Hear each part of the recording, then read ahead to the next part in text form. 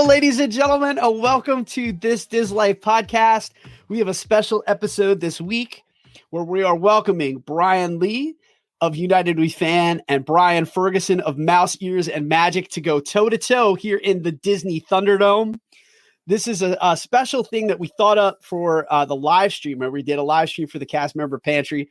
And the three gentlemen that you see here sitting below me, or the two gentlemen sitting below me, Dwayne Willie and James Williams, were my opponents in the very first Thunderdome.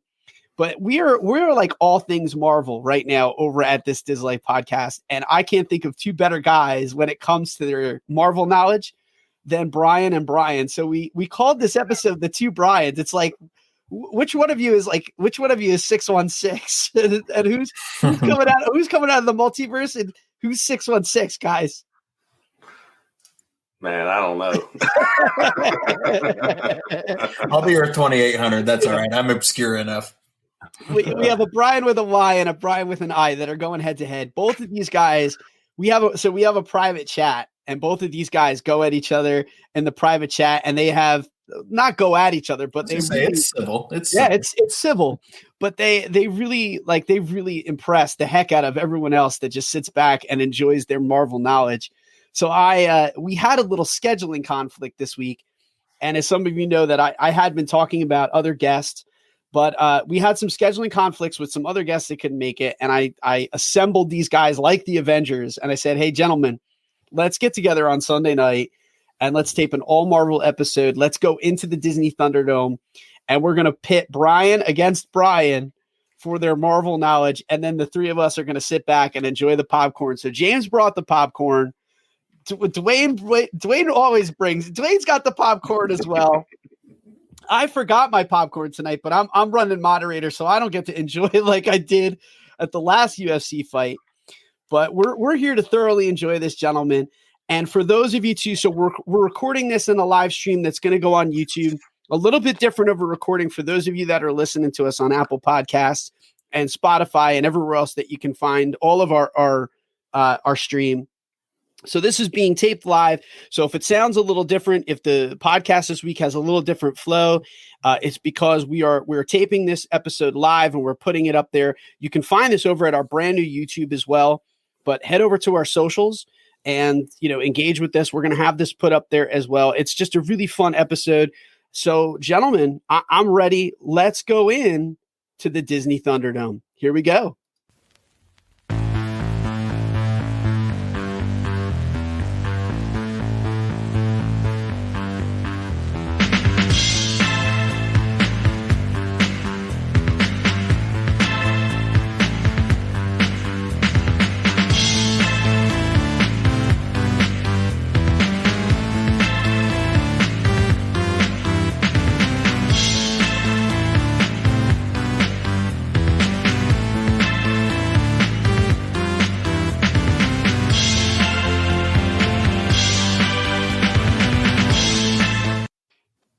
All right, guys.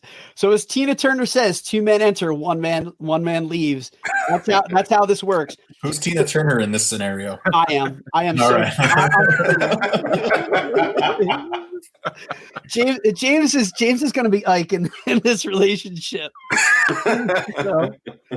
But the way that it works, again, for those of you who did not get a chance to catch the launch of the Disney Thunderdome, we score three separate topics on the live stream. We did hotels, we did attraction, and then we did Disney, the country in Epcot.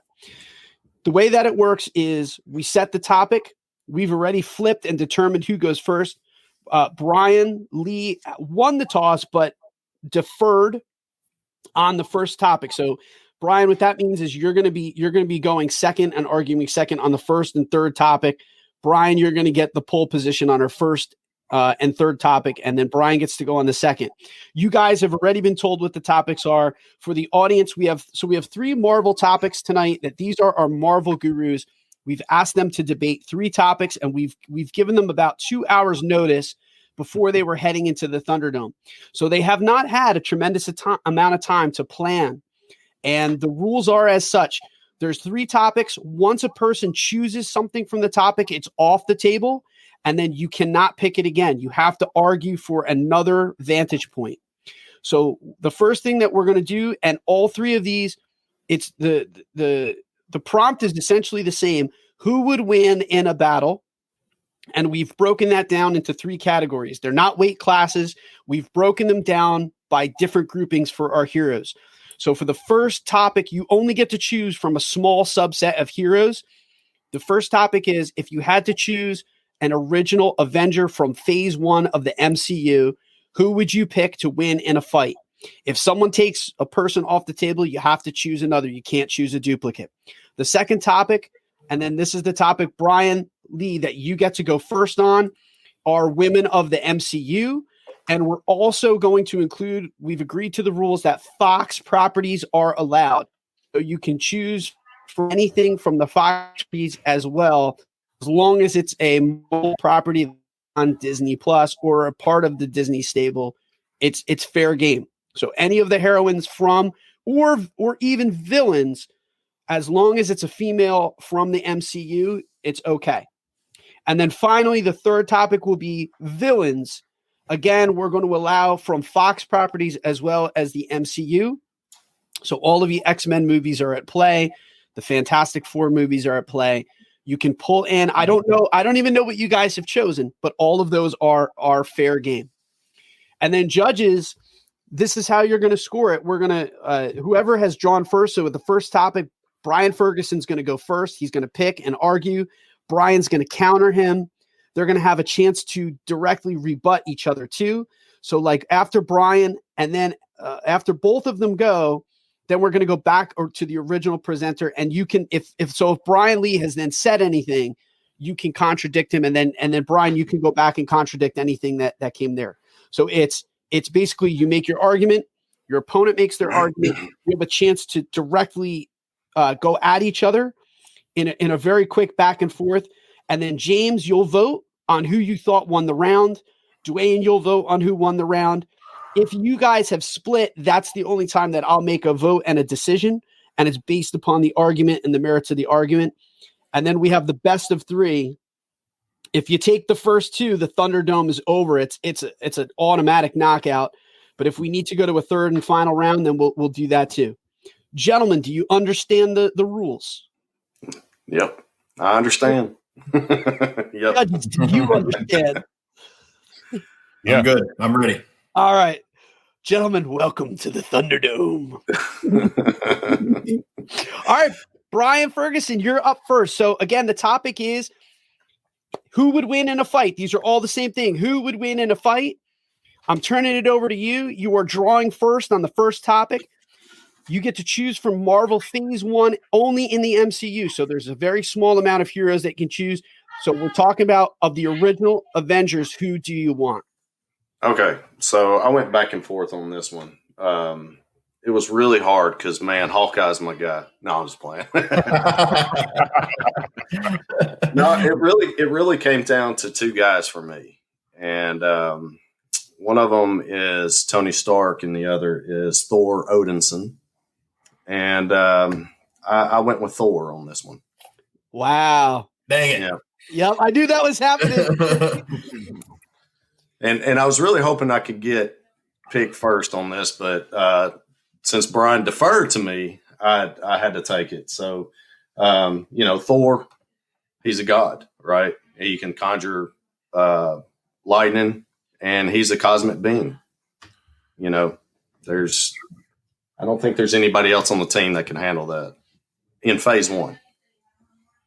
I'll counter with, there's one guy who can counter that, and his name is Steve Rogers. That guy can wield Mjolnir. Now I know what you're saying is he couldn't wield Mjolnir in Avengers: Age of Ultron. He's already cleared up all those past sins, and now he's able to wield Mjolnir. But just the simple Steve Rogers is as American ideals in their finest. He has the super soldier serum, but he was brave. He was strong, not physically, but strong emotionally, strong in his character. up until he actually got that super soldier serum, and then he just there's nobody that is as convincing of a hero as Steve Rogers. Now, before we go back for any kind of direct counterpoints, I do want to point out to you, gentlemen, and Bryan, this might come into play. I'm making you choose from the original Avengers. However, if it shows up in film, it can happen. So all of that is fair game. Wielding Mjolnir is fair game. And anything that happens outside of the first phase of Marvel is A-okay, Bryan. So if you want to bring anything in for Thor and his development and just the way his powers grow, just for both of you, it's all good for all three of these categories. As long as it shows up in the MCU, the category you're choosing from doesn't limit what you can debate. You can debate all of it. Okay. So Bryan, back to you, buddy. Well, that's fine. I mean, yeah, he did wield Mjolnir, and he is Steve Rogers. I'm not taking that away from him. He is a great superhero. But strength, speed, Thor can fly, and he can rain down some serious blows on him, man. And I know he's got his shield, but I mean, we saw in we saw that Mjolnir doesn't have an effect on the shield in somebody please help me. I've lost Avengers. Yeah. Avengers. Yep. Yeah. When he cracked down on him, but it didn't really phase Thor either. So, it pretty much brought everything down. Right? He didn't knock him out. He was still in the fight. Yeah. But yeah. So I mean, Mjolnir is a worthy weapon. Like, don't get me wrong here. Like, if I was choosing first, Thor would have been my choice too. But Steve Rogers is a worthy, and don't let that phase the judges down there. Steve Rogers still deserves to win this entire category. But to your point, like, Mjolnir is as strong, but the vibranium shield, it's the first existence of vibranium in the MCU. Howard Stark gave that shield over. Peggy Carter wanted to shoot Steve Rogers, and it saved his life very, very early on. But the shield there's nothing to downplay that shield. It's as iconic and it's as valuable to Captain America as it is Mjolnir to Thor. Now, that being said, the simple fact that Steve Rogers picks up a taxi door in Captain America, the First Avenger, and still holds that as a shield shows just how brave he is even without that shield. And again, he's a human being who can wield the power of the gods. And nobody's looking to Thor to get them amped up and ready to go into battle. Even Rocket says it, that, hey, Steve Rogers is pretty good at that. So that guy will get you absolutely amped up to go into battle. And then he shows it in Avengers Infinity War when everybody's coming in, the Outriders and everything. Captain America and T'Challa Black Panther are running farther ahead than everybody else. Well, that's fine. I mean, he's got it, man. But I mean, he's still a man. Dwayne, so again, our judges, you're more than welcome. So, judges, if you need a clarifying question too, like feel free on this. If you need a little something that needs to get answered by either one of these guys or both, you're more than welcome to. Because deliberate away. So, Dwayne, I'll let you go first. If you know already, you can vote. But if you need any follow-ups, again. Yeah, I like the argument. Obviously, both Bryans have a good argument. When I was thinking of this question, you had kind of, put that out there so that we all knew what the question was. I had one in mind as well. And because of that, I'm going to go ahead and go with Bryan with an I and Thor. Okay. So that's my vote. Bryan. All right. Bryan's got one vote. James. All right. So I do have a question. Okay. So, and I'm going to break it down a little bit for those who aren't really into Marvel. So if we're going with Captain America or Steve Rogers can yield Thor's hammer, then don't we have to consider the fact that Steve Rogers is at the end of Endgame? Went back to his old self. I mean, he's an old man now. No, he possessed. Remember, don't forget when he goes throughout time, man. He's carrying Mjolnir with him.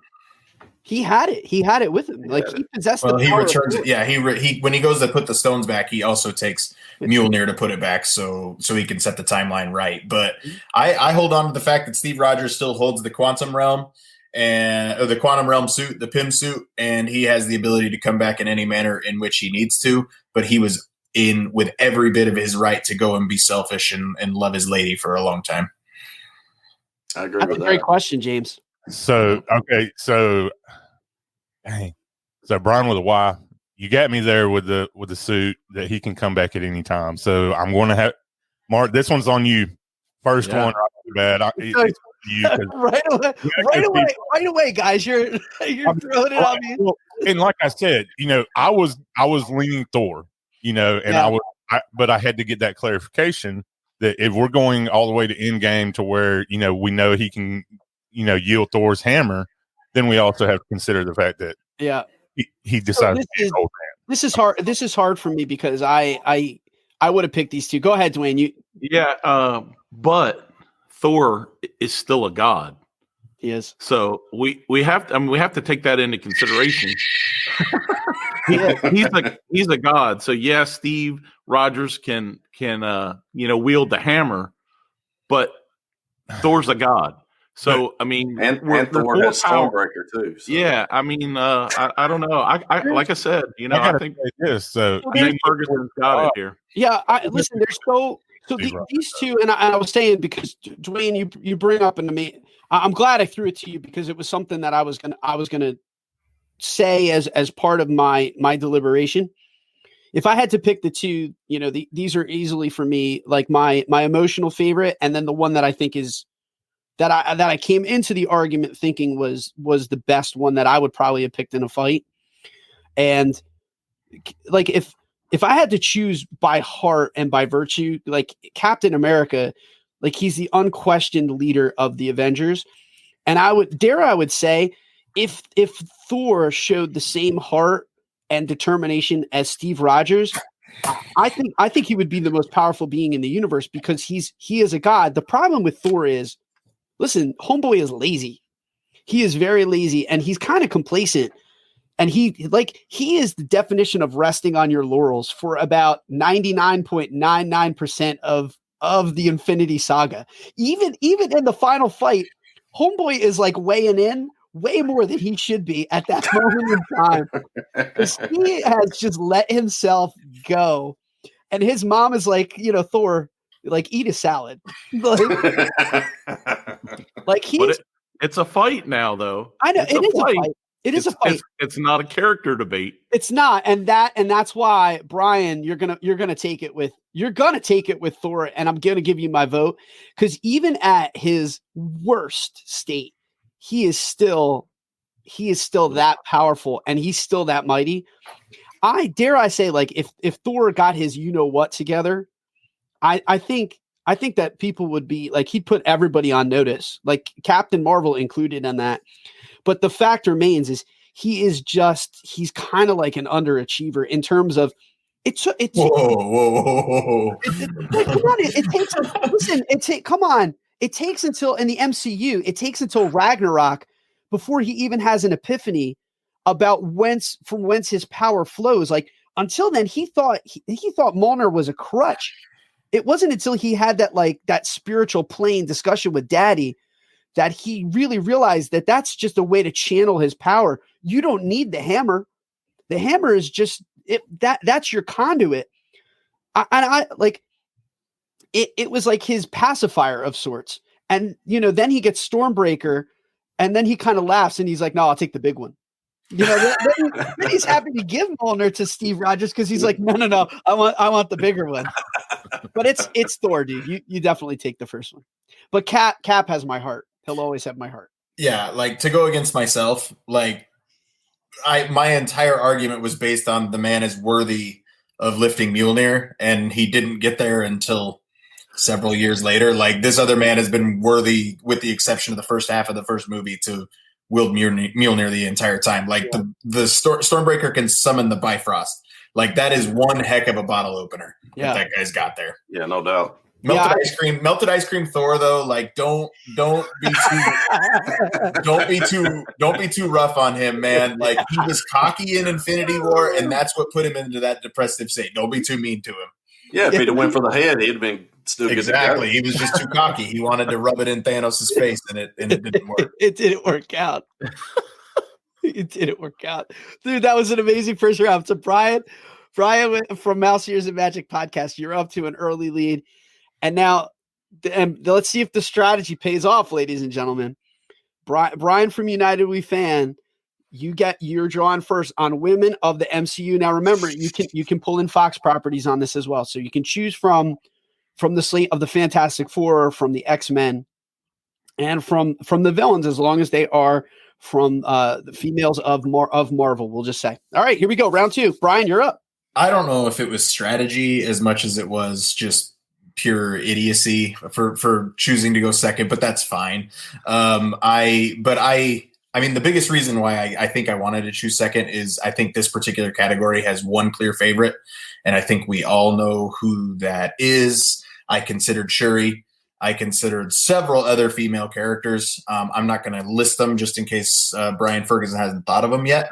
But the clear answer is Carol Danvers, and there's no better female character to bring down the house, literally bring down the ship. I mean, Scarlet Witch, Mark, you talked about it. We're scratching the surface as to what she's capable of. She was beating Thanos, but then the entire rain fire happened, and who stops Thanos' ship from raining fire? It's Carol Danvers. I mean, and she takes down Thanos' entire Sanctuary 2 ship. She just does. I mean, the woman's got it all. And if Thanos didn't jackknife the quantum realm, she would have already returned all the stones at this point. Yeah. No. Yeah. All right, Bryan. It's an uphill battle. Yeah. Yeah. Captain Marvel is definitely that was on my list. I've got a long list. But since we were able to go X-Men too, I'm actually going to go with the Dark Phoenix on this one. The reason being is because not a good movie, but a good character. Yes, the reason being is because I think that she kind of taps into those powers that before she became the Dark Phoenix, Jean Grey. She has no idea what she is at that point. She's being coached by Professor X, and then she lets, I guess, the villain side of her take over, and she's very, very powerful. I don't think there's much that can stop that character, that supervillain. She has the mind powers and stuff. I think she could take Carol Danvers down pretty easily. I would say easily is a little bit of maybe not easily, but Jean Grey, after she's kind of mastered the power of the Phoenix, yeah, like I mean she's powerful. Yeah. She's the most powerful X-Men. And Wolverine fans like get in line. He's like 8th or 9th. Like he's not near the top. Like Wolverine's awesome. And whenever it's not in WandaVision, Mark, I'm sorry to say it. Whenever the MCU gets X-Men, if we don't get a yellow Wolverine suit, I'm really just going to cry. But he's like 40 foot tall. yeah. But Jean Grey's a good choice. I was afraid that's who you were going to go with. Hela freaks me out too. Like I'm glad you didn't go there. The goddess of death, Thor's sister. But I just think Carol Danvers has it on lock. She's got this relationship with Nick Fury and all the government agencies that come along with that help her act in whatever manner. She is part of this Avengers Council in Avengers Endgame. And she is literally policing the entire galaxy while the Avengers need 6 people to simply hold down one planet. You've got Rocket and Rhodey and Natasha and all these people, and they're for the most part rockets around the galaxy, but Carol Danvers is the one force throughout the galaxy that nobody can really touch, nobody can mess with. And the second she shows up, sure, she can't end the battle with Thanos. It takes Tony Stark to do that, but she completely flips it on its head because if she doesn't show up, they don't win. So here's a question too, as you guys are doing, any further debate. So I'd really like to lead this off just as a clarifying question, but we don't. And again, I think this is just partly because the movies are just so bad. Both. How do you mess up two iterations of the Dark Phoenix? I mean, in both instances, like they really did not do the character right by the source material. But do you think that like her power? She's also a cosmic being, and poor old Jean Grey becomes a victim of this cosmic entity, and it enhances Jean Grey to the point of where, like, even in those films, we don't quite know the extent of her power. We get a good understanding of what Carol is capable of. But do you think that like the cosmic powers, this is to both of you, do you think the cosmic powers of Jean Grey can dismantle on an atomic level? Can that take out Carol? Because that seems to be, in my mind, that's the biggest threat to Carol, is to be disassembled on a molecular level, not being impaled. And I mean, because you see her threat to most of the people on Earth is she impales them accidentally, or, she had. My question is, does she have what it takes to destroy Captain Marvel at the very core of like an atomic level before Carol can land a crushing blow? Either one of you can answer that, because that's going to be what I need. I'll let Bryan Ferguson go first. Well, I mean, yes, I do believe that. I don't think that because Carol Danvers is essentially a human that was thrust into these powers that she got, kind of like Steve Rogers. And, Jean Grey had her powers to begin with. She just hasn't tapped into them. Where we've seen her in all the X-Men movies up to Apocalypse and the Dark Phoenix movie. I absolutely think she could. So I would say that the Kree Supreme Intelligence, as well as the Kree blood that she has flowing within her. Now, the Kree Supreme Intelligence, when you talk about not doing it full justice to what the comics have done, I don't know if I agree with the route that they took in Captain Marvel, but I don't know. The Kree blood flowing through her definitely would help prevent from being broken down molecularly, but the telekinetic powers, all that kind of stuff, like Jean Grey, I don't know. I don't think she'd get the chance. I don't. Okay. I think Captain Marvel. I think Carol wraps her up and stops that from ever becoming an issue. All right. Well, I mean, that's all I would want to know. I'm not going to vote unless these two guys can't come to a decision. But I heard everything that I need to hear if I need to cast a tiebreak and vote. James, what do you think? Do you have a question, or are you ready to vote? Go ahead, my brother. Well, first I got to say this: game night has ruined me, Mark, because every time they say Carol, I immediately think Carol Baskin. So I blame you for that, my friend. So we'll grind us all up into tiger food, man. Don't worry about it. I can't get past that. So no, I gotta say that, man, Captain Marvel, she's a force. And I really don't know that much about the Dark Phoenix, other than I couldn't get in. I mean, the movie was horrible, like y'all said already. So it was hard for me to really get anything from it. So I got to go Captain Marvel.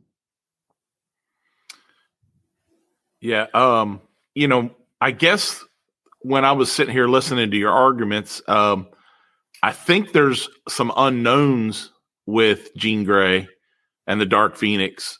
And I think they actually, because they are still unknowns, we don't know for sure, with just some of her powers. And we're seeing on display in the movies, obviously, the Captain Marvel powers. I also, in this case, going with Captain Marvel. Yeah. Not that my vote's not going to, it won't matter. It won't matter, but it would have been a full sweep. The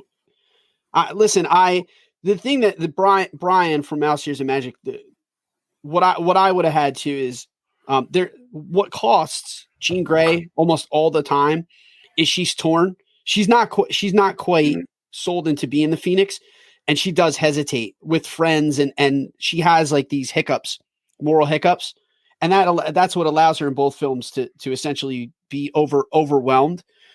Carol has no delay in it. Like she would land that knockout. I think before Jean and the Phoenix were able to reconcile with what was actually going on, I think it would be over. Yeah, that's fine. Yeah, I accept that. I accept that. And you know what? My second pick was Helena, but I was kind of expecting you to hit that one, but that's fine. Yeah, Hella is. I thought that would have been a hella good fight. I was thinking it would have been hella. So I mean, in now that I've won, I'm gonna peel back my layers a bit. Carol Danvers is the obvious correct answer. Yeah. I struggle with that character. I genuinely do. I struggle with the Superman complex of the whole thing. Of she's genuinely seems unbeatable. Like now we've got Megan McDonnell, who wrote this most recent glorious third episode of WandaVision. She's teaming with Nia DaCosta to write Captain Marvel 2. I'm confident in them being able to build a story that really challenges not only Carol Danvers, but Monica Rambeau and Kamala Khan and all of them that are going to be in this film. But that's my issue with Captain Marvel is I didn't love that film. I love what it meant. I love all that kind of stuff. But I really struggle with the Superman complex of being able to do that to Thanos' ship and not having a ton of consequences. Like she's too powerful for what we're used to in the MCU. Yeah. Yeah, I agree with you too. And I think her absence from the majority of that film, it made it more enjoyable because if she were there, I mean, there's just a discrepancy in how much power she displays. But then again, I'm also hopeful that in phase 4, that with the introduction of the Eternals and going cosmic, that we start to see that be offset by other cosmic beings a little bit. Yeah. Because she right now and currently constituted, like phase 1, she is number 1. Like it's not just she would win this category; she would easily win anything. Which is another reason why I tried to break these down, because Carol would be the obvious choice for all three of these, and they have to creatively find a way to balance that moving forward, because she's just overpowered. She would be the definition of like when they update the software to nerf something in a game. She needs to be nerfed. She does. She needs to be nerfed. And I think they will. I think they'll come up with a compelling story to depower her. Like I genuinely do. They have to. I mean, she cuts through those ships like way too easily. But again, it like that was the payoff in that movie too. It really fired me up. It wasn't a great movie, but in that moment where she tore through the Kree starships, it fired me up. I was like, oh yeah. Like you needed that scene to buy it. You needed that scene to buy it in Endgame since she was gone for 2 hours. Absolutely. And you knew it was happening too when every single gun on the ship reversed course and started firing just into the abyss of space. You knew it was coming, and you got chill bumps knowing it's on now. Guys, we're tied up. This is it. Round 3 for all the marbles. So this one, we're going to go again, round 3, just in case you tuned in late. Villains of the MCU. Just like we did last round, Bryan went with a Fox property. He took Dark Phoenix. So I like to see that we crossed over a little bit. Same thing. If you want to choose from any Fox movies, any Fantastic Four, any X-Men, villains of the Marvel universe, not just the MCU. And let's see now if the strategy paid off. Bryan from United We Fan, you deferred. So Bryan from Mouse Ears and Magic, Bryan with an I, you're up first again, bud. You're picking one. This is a tough one, man. I'm not gonna lie to you. Sticking with the MCU theme, and not diving into the comic books, it made it really tough because there's a lot of good villains out there. A lot of good villains. So my first pick was a terrible movie, man, but I'm going with Galactus on this one. I mean, wow. Yeah, I mean, like I said, I know I'm branching out a little bit. I wanted to go with Thanos, but without the Infinity Stones, I don't think anybody's beating Galactus, especially another villain. He destroys planets. I mean, he's a force to be reckoned with. Wow. Yeah, and to let you know too, before we came on air, we had a very lengthy discussion about Thanos and we stripped Thanos of the Infinity Stones, so that if you choose Thanos, it's got to be on his strength, on his guile, on his power, but he can't be enhanced by having the Infinity Gauntlet, because it's not a usual arsenal for him. So we took that away. So true Markism, I don't hate it. Bryan from United We Fan, go ahead, man. You're up. I mean, Apocalypse, other than being another just awful movie, is not a horrible choice. Galactus, I can't wait for him to come into the MCU, because they really need to fix that. Man, you're not joking. I agree with you 1,000%. But I mean, the way he's portrayed, I'm shocked you went there, to be 100% honest. Thanos, like, still the guy, even without Infinity Stones, tells Ronan what to do in Guardians of the Galaxy. Like, he takes on Hulk, he beats the living crap out of Hulk, and Ebony Maw just says, let him have his fun. Like, this is just sport for Thanos. So he's a force to be reckoned with. But I'm going to go with Dormammu from Doctor Strange. The man is dark dimension destroyer of worlds. Doctor Strange didn't even beat him. Like, Dormammu just got fed up by being stuck in a time loop that he let Doctor Strange go. I mean, which is like looking ahead to Multiverse of Madness. Like, Doctor Strange without the time stone is going to be bonkers. Like, it's going to be interesting, but being stuck in that time loop is the only thing that beat Dormammu. And you could say that's weak, but I mean, just have young children and just watch Frozen after one time after another, and you're stuck in that time loop, and you'll get a general idea of what Dormammu was going through. I don't know the amount of times that Doctor Strange went back to come to bargain with Dormammu, but he's a dark dimension destroyer of worlds. Like, that's a legit title. Like, I think that's awesome. So and he's wicked looking, and he's still voiced by Benedict Cumberbatch. So. Wow. I wasn't expecting that, actually. Both, gentlemen, I didn't see either one of these coming. I didn't see either one of these. Those are both outstanding. Dwayne, go ahead, man. I don't even know where to go from here. You guys kind of blew me away with that one. I guess I don't have an answer yet, so I'm still kind of dealing with it here. But tell me a little bit more, about the whole, the deal with Doctor Strange, kind of, because he didn't defeat him, but yet, he quit. So that kind of, I don't know, I'm at a loss there. So Bryan convinced me a little bit. He did quit. Yeah, he quit, but he wasn't fully defeated, which, side note, makes me so excited for the future of cosmic MCU stuff. Like, Dormammu could come back. But he was such a threat. You saw everything that happened in Hong Kong before the time stone went into that time loop with Dormammu.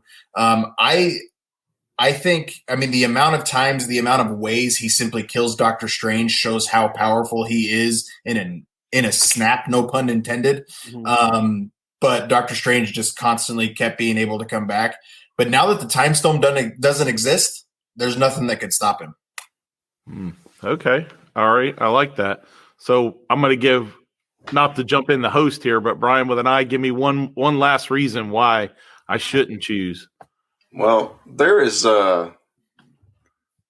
Fantastic Four did a really, I wanted to use a curse word there, but really did a terrible job kind of introducing Galactus into movies. But if you look at what he is capable of doing, the guy could be standing next to you, or he could be 1,000 foot tall. He can turn himself into whatever. He has telekinesis powers. He has all these powers. He can destroy, like I say, destroy planets and stuff. The movie doesn't know justice. He is one of the supervillains of Marvel, one of the baddest.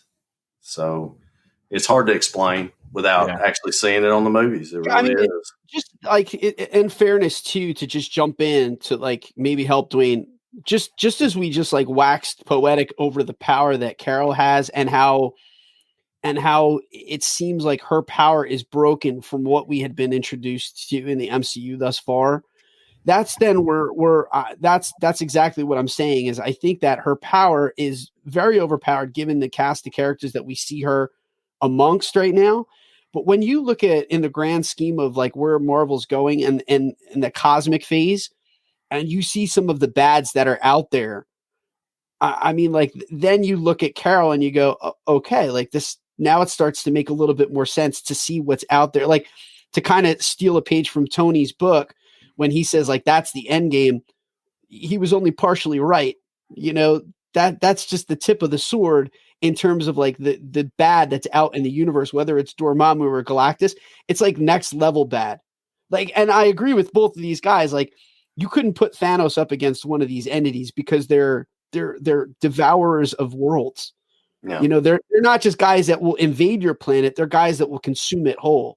Yeah. So it's like again, like I'm so like this category was crazy. So It kicked it up a coin here. Yeah, we'll flip a coin here. I'm gonna go with James. Dormammu. I'm gonna go ahead and give Dormammu. Wow, James, go ahead. All right, so Bryan with the Y. Part of your argument was that Dormammu, is stuck in that time loop, right? And use Frozen as a reference. Well, he wasn't listening to Let It Go, so it couldn't have been that bad. I don't think so. But no, I'm going to go ahead. I'm going to go ahead and go with my boy Bryan with an eye on this one. Throw it to you, Mark. Bryan, it's been a while for me since I've seen that really awful Silver Surfer movie. Terrible. A long time. Terrible. I know that's all I have to go off of right now. He loses, correct? Like Galactus does lose to the joint efforts of the Silver Surfer or is he also driven back? I think he's driven back. Yeah, I think defeated is the right word. I don't think he's. I don't. But think like he's neither. May that franchise rest in peace. Yeah, but my point being is neither. I think that whole movie was defeated. Yeah, but neither. My point being too is like neither one of these entities was destroyed. Like they were just. Like the tide was just temporarily stemmed. So they're both very much out there. Which is another thing to consider. This is it's so hard. It's a coin flip, guys. It really is such a coin flip. Who terrifies, and here's where I'm going to vote. Who terrifies me more? Who would I lose more sleep over? That if they were coming to devour my planet, and I had a group of heroes, a team of heroes to fight, I honestly believe I would have less faith in the team's ability to beat Dormammu than Galactus. Like, I think Galactus can be beaten. I think Dormammu just got, I literally think he just got TKO'd. I don't think he can be beaten without some kind of serious help. I think he tapped out. I do. I think he tapped out, but I don't know how. See, the thing is like, I think Galactus can be beaten. I can't tell you why I have that feeling, but I just feel like he can. I feel like there is defeat in the cards for him. That if there's enough heroes, if the situation is right, if you get the right powers and the right combination, I think you can win. There are things about Dormammu that just terrify me, and I don't even think that he can be beaten. He got timed out, and there was a technicality that Strange was like, we can't beat this guy.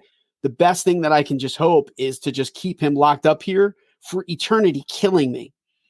And I think that would have, by and large, would have continued. We're only presented with 3 or 4 minutes on film, but I think that probably lasted in the time stones, sort of in that time loop, probably lasted forever, where he just finally said, you can kill me. You've killed me billions of times now, and I'll just stay here forever. And Dormammu looked at that situation and said, you know what? I can come back. I can come back. And I would be terrified. Like, I can't see the Avengers, Carol included in that, having any kind of effect on Dormammu. I think they could beat Galactus. So Bryan from United We Fan, I gotta give you the victory here in the first Thunderdome. Bryan. That was close, man. That was close. Listen, the two of you took it to a whole nother level, though. I have to tell you, like that last one was so unexpected, and that argument alone is what has me so hype about Phase 4.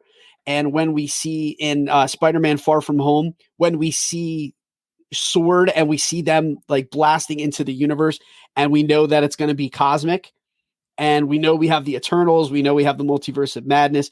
That's what psychs me up so much. And now with Fox coming on board and the hope that the MCU can really properly onboard the Fantastic Four and we can get the first family of Marvel in, like that's what makes me so excited. And that's why I'm so jacked up on Mountain Dew over MCU lately. Yeah, I just like when we knew villains were coming, like I went through, okay, who are my favorite villains? And Dormammu was down the list. Like Michael Keaton's Vulture in Spider-Man Homecoming is the most compelling villain in the MCU. I love that character. Mysterio is awesome. Obviously Thanos is great, but there's two I want everybody to pay attention to coming in the MCU.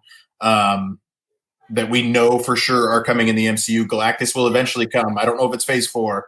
Fantastic Four is coming, all that kind of stuff. But we've got Gore the God Butcher is being portrayed by Christian Bale in Thor: Love and Thunder. He's going to be an incredible villain. And the other one that we know for sure is coming, Jonathan Majors is playing Kang the Conqueror in Ant-Man and the Wasp: Quantumania, which sounds like a theme park ride, and it sounds awesome. And those two villains, keep your eye on them. Jonathan Majors is Kang. He's probably a multiple film thing. I don't see Christian Bale signing on for a multiple MCU contract, but still, Gore the God Butcher, Kang the Conqueror.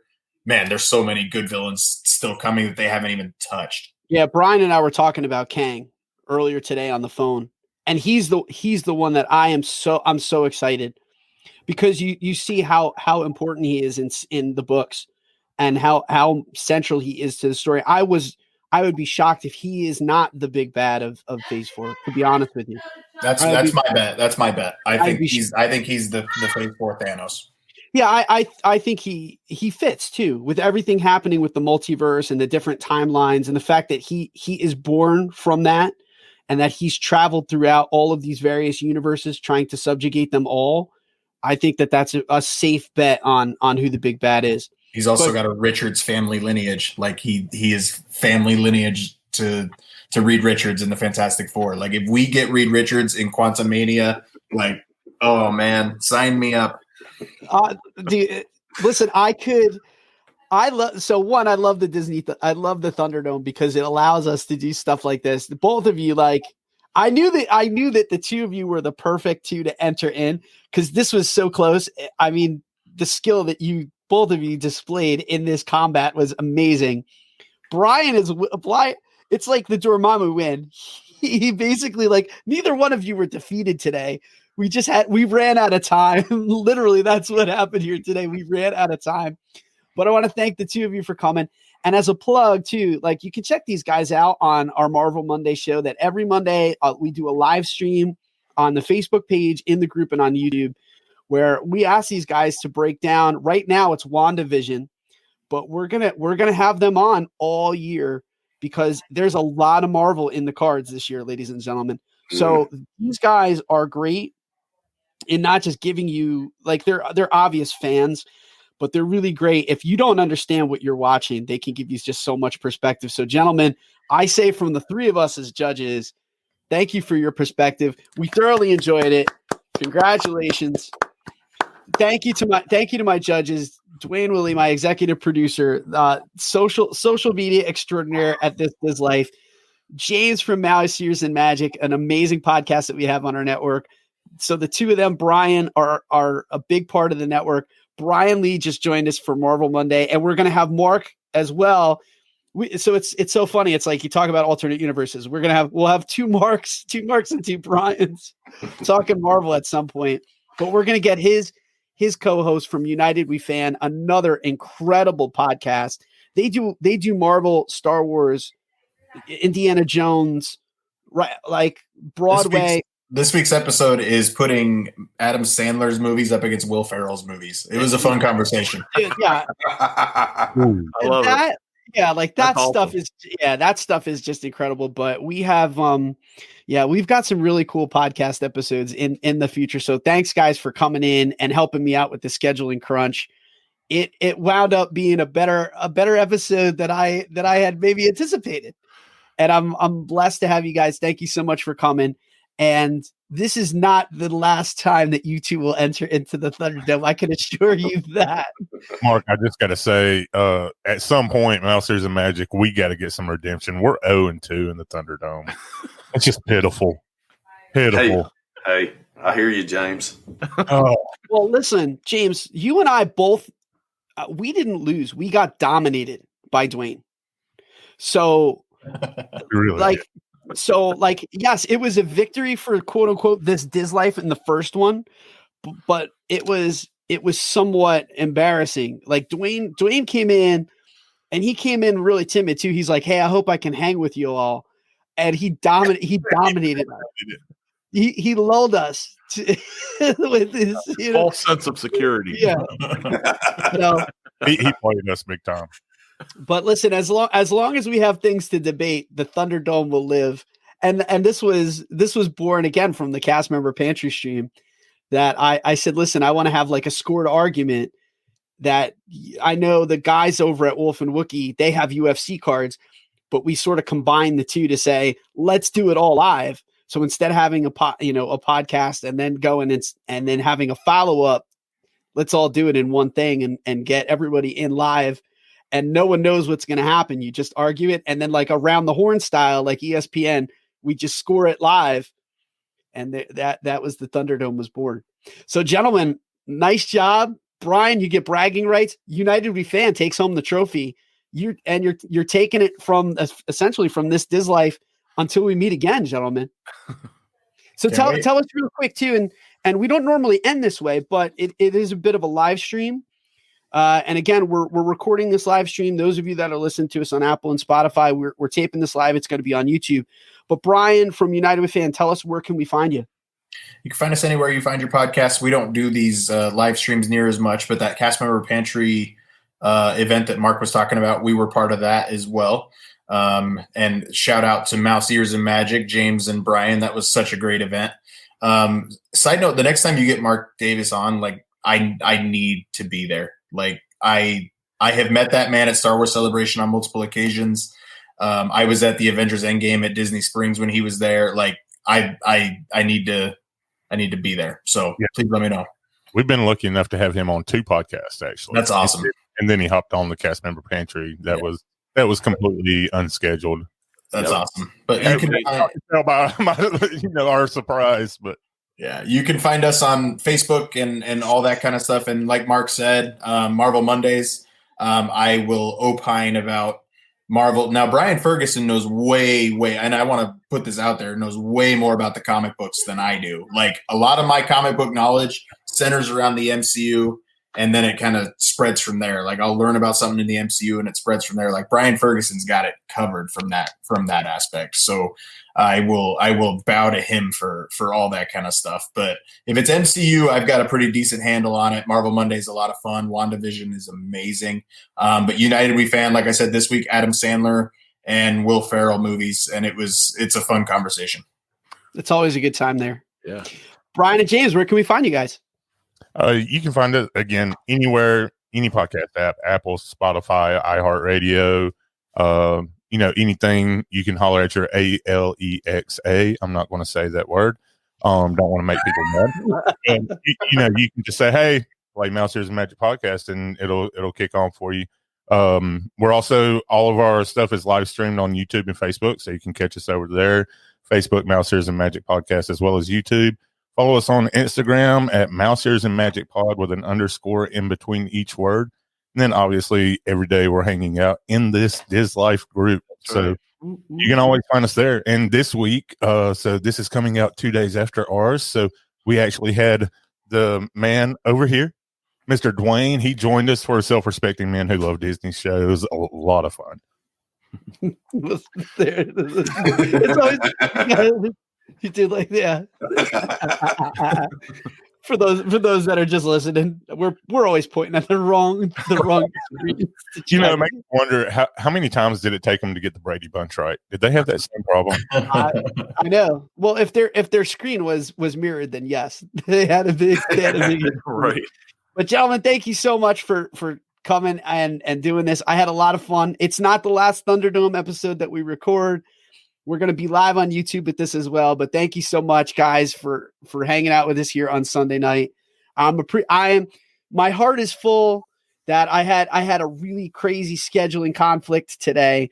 It was nice to reach out to a group of friends and say, hey guys, do you think we could get a card together in 2 hours and put together something that came off? And again, I was so impressed. When Bryan threw out Galactus, he took it to a whole nother level. Like he really pushed you at that point. Like he really challenged you to take it to that next level with Dormammu.